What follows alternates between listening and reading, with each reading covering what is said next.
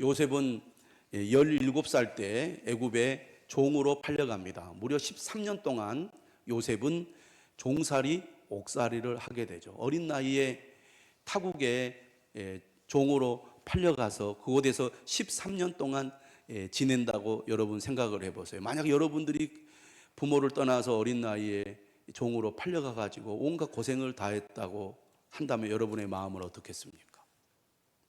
어떤 사람은 세상을 저주하고 사람들을 원망하고 자신의 삶을 비관했을지 모릅니다. 근데 요셉의 삶은 전혀 그렇지 않았습니다.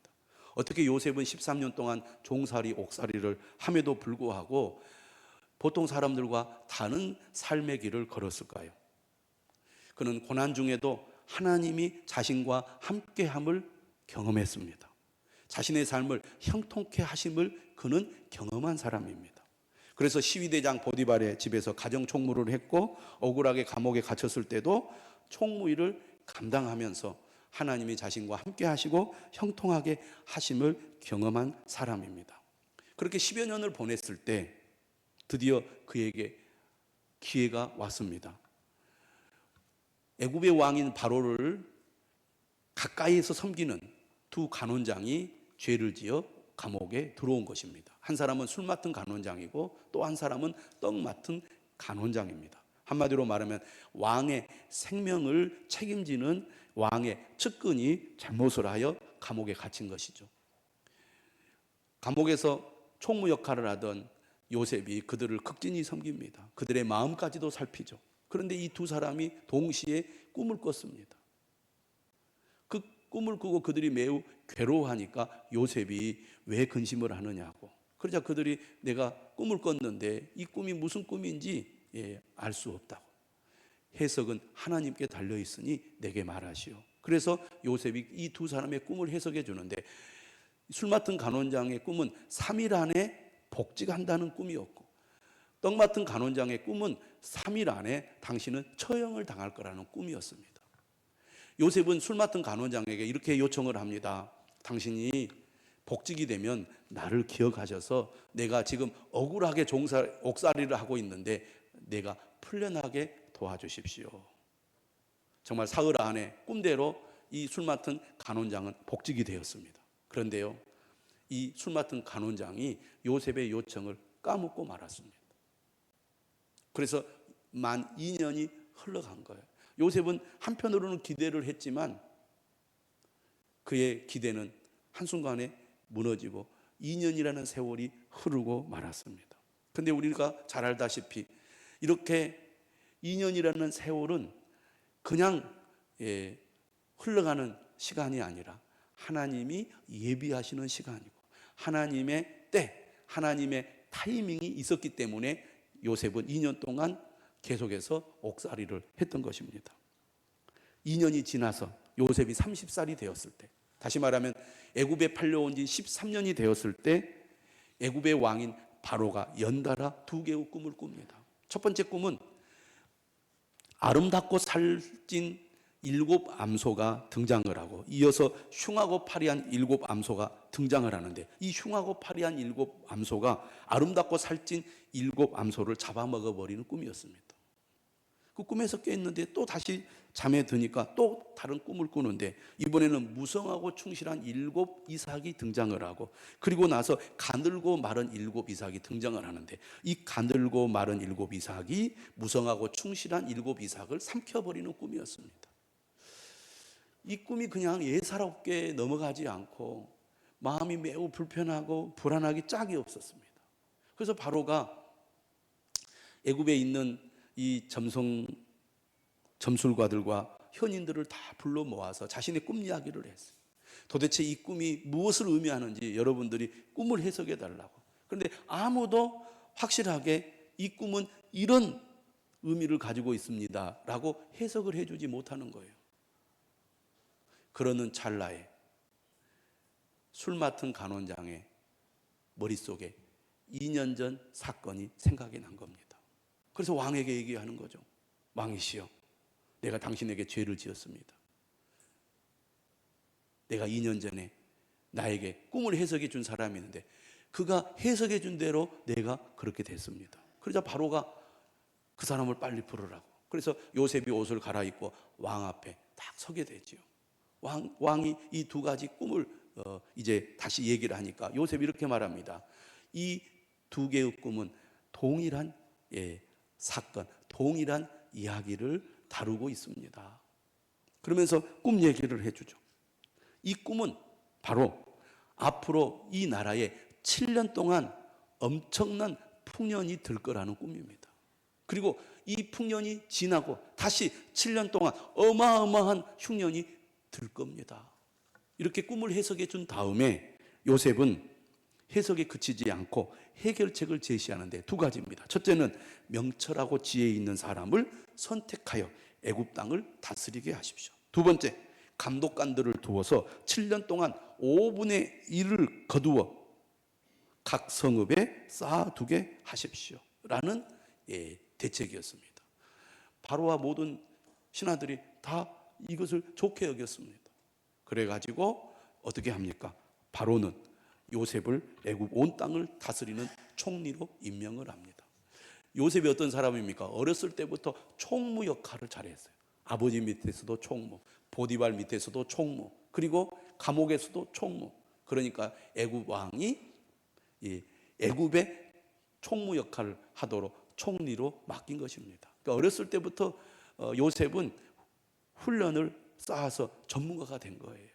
그러니까 풍년이 들자 요셉은 전국을 시찰하면서 그가 얘기한 대로 이 흉년을 대비하는 정책을 실시하게 되죠. 사람들이 얼마나 좋았겠습니까? 막 평소보다 더 많은 이 곡식을 재배하고 수확하게 되니까 막 이루 말할 수 없었을 것입니다. 그것이 1년이 가고 2년이 가고 3년이 가고 4년이 가고 5년이 가니까 앞으로 우리는 더 이상 흉년은 없다. 계속 풍년이 될 것이다. 아마 그런 생각을 했을 거예요. 7년째 얼마나 사람들이 막 그냥 아끼지 않고 내년에 또 풍년인데 우리가 뭘 아끼랴. 실컷 먹고 마시고 놀자. 아마 그랬을 것 같아요. 그런데 8년째가 딱 되니까 풍년이 딱 끝이 나고 흉년이 시작되는데 이루 말할 수 없는 흉년이 시작이 된 겁니다. 그러나 요셉의 정책으로 인하여 애굽에는 어마어마한 이 곡식을 쌓아두게 되었는데 성경에 이렇게 기록되었어요. 쌓아둔 곡식이 바다 모래같이 심이 많아서 더 이상 셀 수가 없을 정도였다. 그럴 정도로 요셉은 7년 풍년 동안 흉년을 대비하는 정책을 충실히 시행을 했습니다. 흉년이 시작되었어요. 이 흉년이 애굽 땅뿐만 아니라 저 멀리 있는 가나안에까지 흉년이 미쳐서 야곱의 가족에게도 위기가 닥친 것입니다. 족장인 야곱, 얼마나 거느리는 식솔들이 많고 또 얼마나 많은 가축들이 있습니까? 곡식이 떨어지면 당장 이제는 굶어 죽을 수밖에 없는 그런 이제 상황에 몰리게 되는데 아들들에게 명령을 내리죠. 애굽에 곡식이 많이 있다고 하니 가서 곡식을 사가지고 오라. 드디어 10명의 형들이 이제 애굽에 곡식을 사러 갑니다. 야곱이 사랑하는 아내 라헬에게는 2명의 아들이 있었죠. 요셉과 베냐민입니다. 요셉은 이 짐승에게 물려 죽었다고 야곱은 생각했기 때문에 이 베냐민만큼은 내가 보호하고 절대로 잃어버리지 않겠다. 그 생각이 많았기 때문에 베냐민은 보내지 않고 나머지 10명의 아들들만 애굽에 보냅니다. 자, 그때 어떻게 합니까? 요셉과 형들은 드디어 이제 만나게 되는데 요셉이 총리에 앉아 있을 것이라고는 꿈에도 생각을 못했기 때문에 요셉인지 알아보지 못했습니다. 세월도 20여 년이 흘렀거든요. 어렸을 때 그 얼굴이나 그 아마 모든 게 다 달라졌을 거예요. 그러나 요셉은 형들을 곧바로 알아보았습니다. 곡식을 사러 온 그들을 향하여 당신들은 곡식을 사러 온 것이 아니라 이 땅을 정탐하러 온 것이 틀림없다 하고 간첩 혐의를 뒤집어 씌웁니다. 그러니까 이 형들이 말합니다. 우리는 이 정탐꾼이 아닙니다. 우리는 곡식을 사러 온 사람들입니다 하면서 자신들의 가족관계를 싹 이야기를 해요. 왜? 내가 정탐꾼이 아니라는 것을 설득을 해야 되기 때문에 아버지 이야기, 심지어 동생 요셉, 베냐민 이야기까지 다 털어놓고 말았습니다. 그러자 요셉이 어떻게 합니까? 그래, 당신들이 정말 정탐꾼이 아니라면 막내 동생 데리고 와. 그러면 내가 믿어줄게 하면서 시므온을 감옥에 가둬버리고 나머지 9명의 형제들만 곡식과 함께 이제 가나안으로 돌려보내죠. 그들이 집으로 돌아가다가 여간에서 곡식자루를 열어보니까 앞불싸 뭐가 있습니까? 그들이 곡식값으로 지불했던 돈이 그대로 곡식자루에 있는 겁니다. 요셉이 다 넣으라 그런 거죠. 더 걱정이 됐습니다. 큰일 났다. 우리가 이 간첩 플러스 도둑으로까지 몰리게 생겼으니 이제 다시는 이제 애굽에 갈 수도 없고 저 감옥에 갇힌 시므온을 꺼낼 수도 없다. 이제 그런 생각이 든 겁니다. 집으로 돌아와서 아버지에게 다 이야기를 했어요. 아버지는 탄식합니다. 왜 베냐민 이야기를 해가지고 나를 이렇게 이 슬픔 가운데 죽게 하느냐고 탄식을 해요. 세월은 흘러갑니다. 곡식은 떨어져 가죠. 견디다가 더 이상 견딜 수 없으니까 야곱이 아들에게 말합니다. 아들들에게 빨리 가서 곡식을 또 사오라고. 그러자 이번에 누가 등장을 합니까? 야곱의 넷째 아들 유다가 나섭니다. 이 유다가 어떤 사람이냐? 요셉을 애굽에 팔자고 주동한 사람이거든. 근데 이 유다가 이렇게 얘기해요. 아버지, 베냐민을 데리고 가지 않으면 우리는 갈 수가 없습니다. 갈 수가 없어요. 베냐민을 데리고 가야 우리가 가서 곡식을 사올 수 있고 옥에 갇혀있는 시므온도 꺼낼 수 있습니다. 아버지, 내가 목숨을 걸고 책임을 질 테니 베냐민을 데리고 가게 해주세요. 만약 베냐민을 데리고 가지 않으면 우리는 갈 수 없고 가지 않으면 우리 다 죽습니다. 우리가 이렇게 죽도록 아버지 내버려 두시겠습니까? 우리가 다 살려면 베냐민 데려가야 되고 내가 책임질 테니 아버지 보내주십시오. 결국 야곱이 설득을 당해요. 43장 14절에 야곱이 이렇게 말합니다. 전능하신 하나님께서 그 사람 앞에서 너희에게 은혜를 베푸사 그 사람으로 너희 다른 형제와 베냐민을 돌려보내게 하시기를 원하노라. 내가 자식을 잃게 되면 이르리로다. 완전히 이제 궁지에 몰린 겁니다. 더 이상 어떻게 할 수가 없어요. 이런 상황에서 이제 10명의 형제들이 다시 이제 내려갑니다. 베냐민과 함께. 두려움 가운데 애굽에 왔어요. 지금 사실 불안하기 짝이 없습니다. 왜냐하면 도둑질을 했다는 혐의까지 뒤집어 쓰게 될 생각이잖아요. 그래서 어떻게 합니까? 지난번에 이 줬던 돈과 이번에 새로 살 돈까지 이제 가지고 애굽에 내려왔습니다. 그런데 놀라운 일이 일어나죠. 요셉이 형제들을 자기 집으로 불러서 극진히 대접을 하는 거예요. 극진히 대접을 하는데 가족에 대해서 또 물어보죠. 자리를 앉히는데 순서대로 요셉이 형 루벤으로부터 쭉 이렇게 앉히는 거예요. 그리고 나서 정말 음식을 잘 대접한 후에 베냐민도 보내고 시므온도 보내고 양식도 가득 채워서 돌아가도 된다고 하는 거예요. 얼마나 마음이 좋고 이 기분이 편안해졌겠습니까? 드디어 이제 간첩 혐의를 벗고 이제 자유를 얻었다 하고 그들이 가벼운 마음으로 돌아가는데 저 멀리서 청지기가 아마 군인들을 같이 대동해서 왔겠죠. 막 와가지고 화를 내는 거예요. 어떻게 이런 배은망덕한 행동을 할 수가 있느냐고. 그러니까 깜짝 놀라서 왜요? 우리 주인인 총리가 가장 귀하고 아끼던 은잔을 당신들이 도둑질했다고. 그러니까 그들이 깜짝 놀랍니다. 아닙니다. 우리가 그런 적 한 적이 없습니다.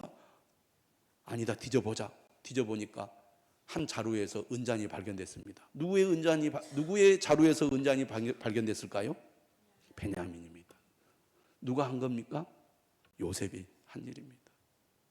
그래가지고 막 울고 불고 했겠죠. 당신들 다 다시 애굽으로 돌아가자 하고 애굽으로 데리고 오죠. 그래가지고 요셉 또 유다가 나섭니다. 우리가 다 당신의 종이 되겠습니다. 그러자 요셉이 뭐라고 한 줄 아세요? 아니다. 당신들은 돌아가도 된다. 저 은잔을 도둑질한 막내 동생만 내가 종으로 데리고 있겠다. 예전 같으면 아이고 그래요. 저 꼴 보기 싫은 베냐민 얼른 데려가십시오. 우리만 가겠습니다. 이랬을 텐데 이 요셉의 형들이 변했어요. 어려움을 겪으면서 하나가 되고 변하고, 과거에 우리가 요셉에게 잘못을 많이 저질렀구나. 그러면서 이 유다가 이렇게 얘기를 해요. 아닙니다. 나머지 형제들은 다 올려 보내주십시오. 내가 혼자 당신의 종이 되겠습니다 하고 자기가 책임지는 말을 해요. 유다가 이렇게 얘기하죠. 우리 아버지가 노년에 얻은 아들이 있는데 하나는 죽고 이 아이만 남았습니다. 만약 이 아이가 남게 되면 아버지는 죽습니다. 아버지의 생명과 이 아이의 생명이 서로 하나로 묶여 있는데 이제 주의 종으로 그 아이를 대신하여 머물러 있어 내 주의 종이 되게 하시고 그 아이는 그의 형제들과 함께 올려 보내소서. 그 아이가 나와 함께 가지 아니하면 내가 어찌 내 아버지에게로 올라갈 수 있으리까? 두렵건대 재해가 내 아버지에게 미침을 보리이다. 유다가요 완전히 변화되었습니다. 아버지를 걱정하는 마음도 크고, 그리고 동생을 대신해서 자신이 책임지겠다는 그런 변화된 모습을 요셉이 본 거예요. 그래서 그동안 눌러왔던 그의 감정이 그 유다의 말을 듣고 폭발해 버린 것입니다. 그래서 오늘 본문 어떻게 시작해요? 요셉이 감정을 억제하지 못하고 소리를 질렀다는 거예요. 여러분, 우리가 그 울음을 참고 견디다가 더 이상 참을 수 없게 되면 막 소리를 질러 울게 되잖아요. 요셉이 그렇게 된 겁니다. 그러면서 애굽 사람들 다 나가라고 그래요.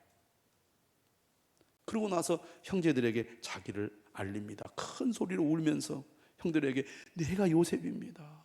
내 아버지께서 아직까지 살아계십니까? 형들은 정말 어안이 벙벙한 거예요. 지금 무슨 소리를 하는가? 아마 요셉과 형들의 거리가 떨어져 있었을 거예요. 복장도 다르고, 그리고 아마 예전보다 살도 더 쪘을 것이고. 그래서 요셉이 형들을 가까이 오게 해요.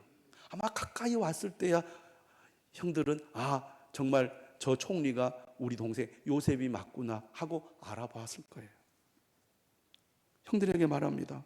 나는 당신들의 아우 요셉이니 당신들이 애굽에 판 자입니다. 당신들이 나를 애굽에 팔았다는 것을 분명히 해요. 그러나 이렇게 말합니다. 당신들이 나를 이곳에 팔았다고 해서 근심하지 마소서. 한탄하지 마소서. 여러분 같으면 어떻게 하겠습니까? 어떻게 보면 철천지 원수예요. 내가 이때를 기다렸노라.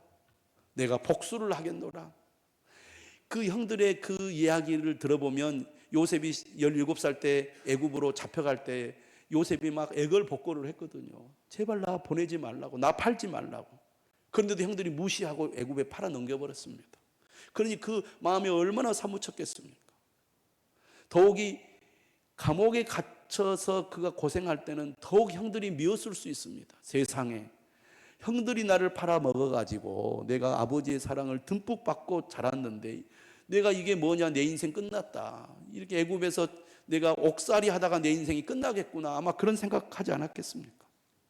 그런데요, 요셉은 오늘 형들 앞에서 이렇게 말합니다. 당신들이 나를 이곳에 팔았다고 해서 근심하지 마소서. 한탄하지 마소서.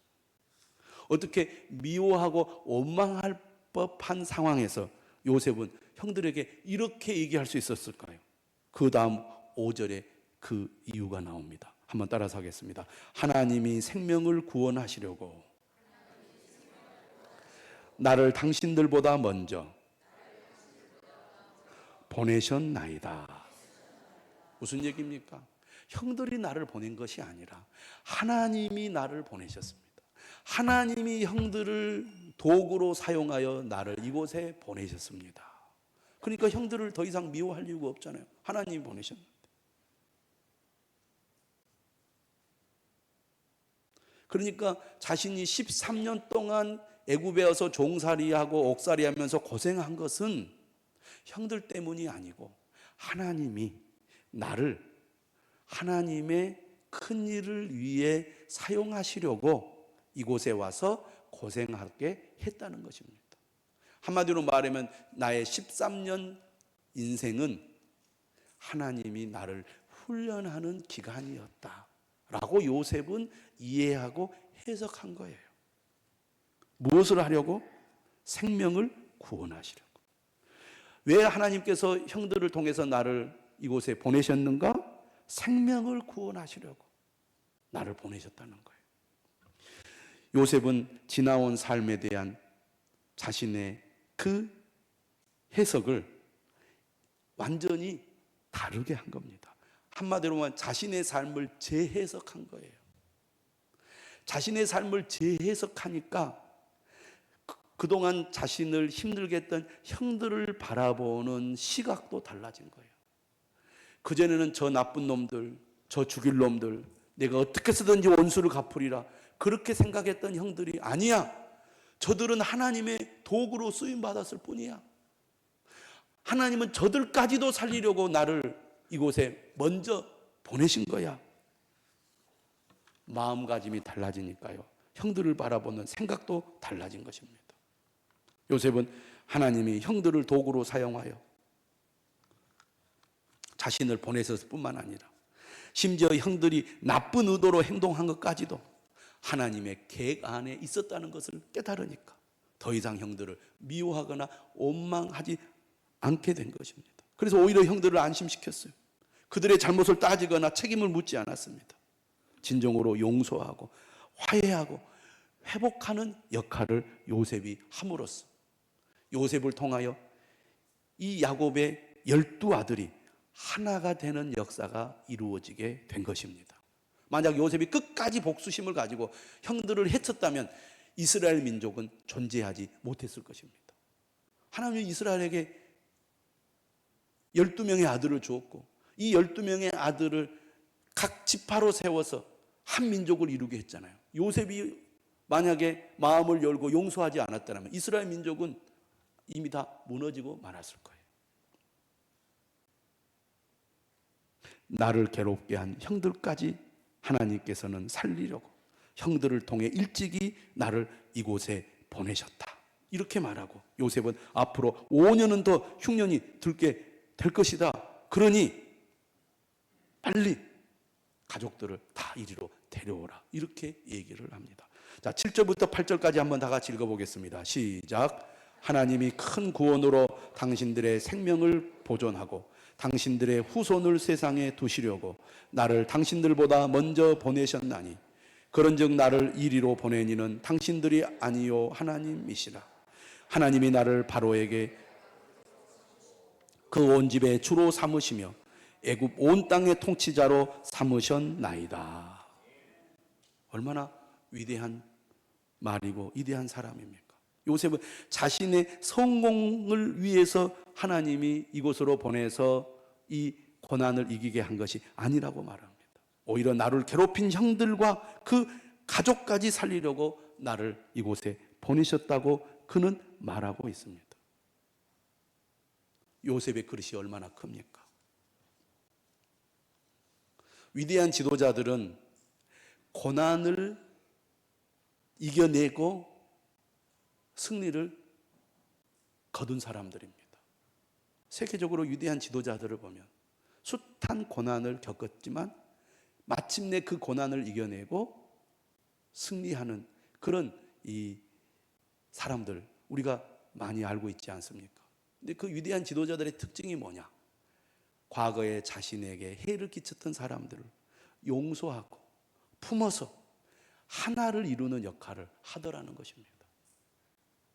여러분, 하나님의 사람은 그러한 사람이 되어야 할 줄로 믿습니다.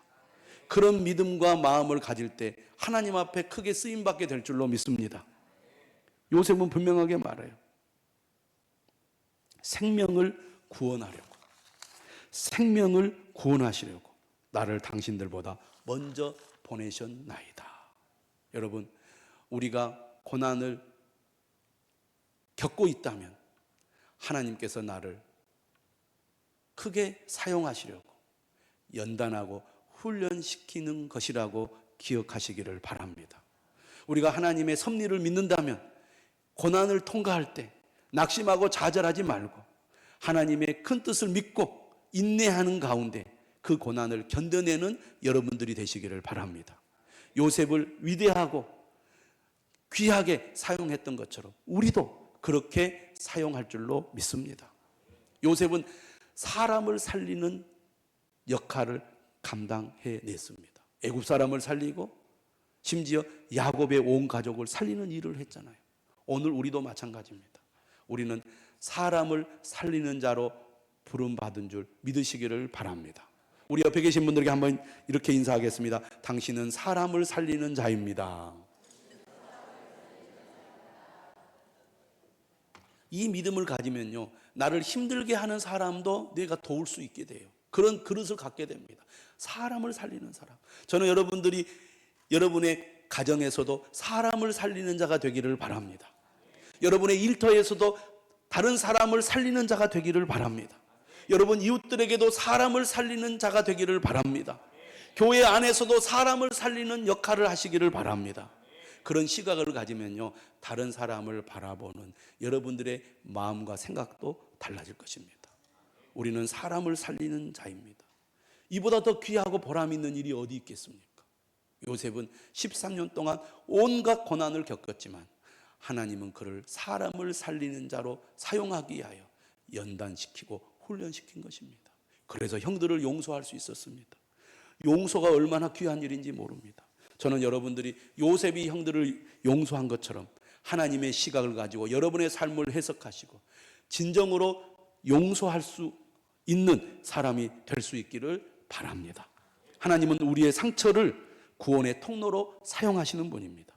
우리가 어떻게 하면 용서할 수 있습니까? 하나님을 바라보면 용서할 수 있습니다. 예수 그리스도께서 우리 죄를 대신 짊어지시고 십자가에 죽으셨습니다. 우리 죄를 용서하신 예수 그리스도를 우리가 생각하면 우리도 그 누구든지 용서할 수 있지 않겠습니까? 용서는 관계를 회복시키는 은혜입니다. 용서할 때 여러분 회복이 일어나고 사랑이 일어나고 변화가 일어나는 것입니다. 요셉처럼 하나님 앞에 쓰임받는 저와 여러분들이 되시기를 주님의 이름으로 축원합니다.